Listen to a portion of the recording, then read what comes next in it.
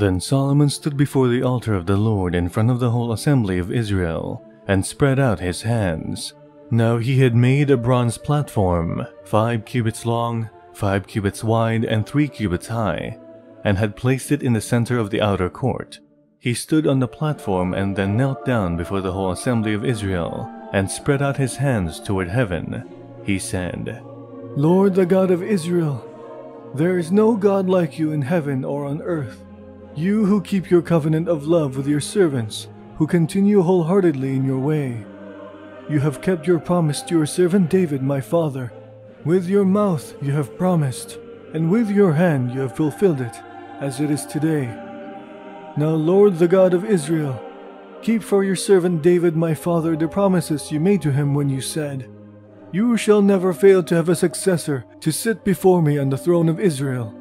If only your descendants are careful in all they do to walk before me, according to my law, as you have done.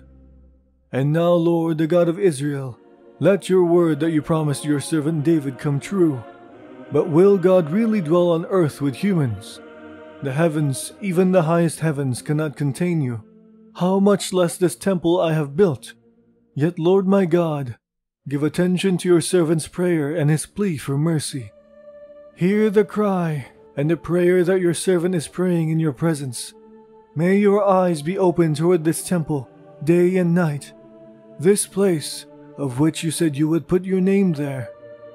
May you hear the prayer your servant prays toward this place. Hear the supplications of your servants and of your people Israel when they pray toward this place. Hear from heaven, your dwelling place, and when you hear, forgive. When anyone wrongs their neighbor and is required to take an oath, and they come and swear the oath before your altar in this temple, then hear from heaven and act. Judge between your servants, condemning the guilty and bringing down on their heads what they have done, and vindicating the innocent by treating them in accordance with their innocence. When your people Israel have been defeated by an enemy because they have sinned against you, and when they turn back and give praise to your name, praying and making supplication before you in this temple, then hear from heaven and forgive the sin of your people Israel, and bring them back to the land you gave to them and their ancestors. When the heavens are shut up and there is no rain, because your people have sinned against you, and when they pray toward this place and give praise to your name, and turn from their sin because you have afflicted them, then hear from heaven and forgive the sin of your servants, your people Israel. Teach them the right way to live, and send rain on the land you gave your people for an inheritance.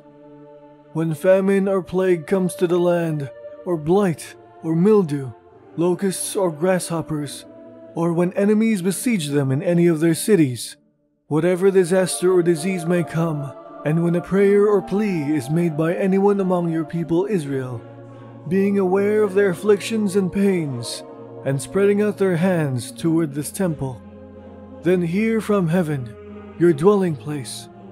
Forgive and deal with everyone according to all they do, since you know their hearts, for you alone know the human heart, so that they will fear you and walk in obedience to you all the time they live in the land you gave our ancestors.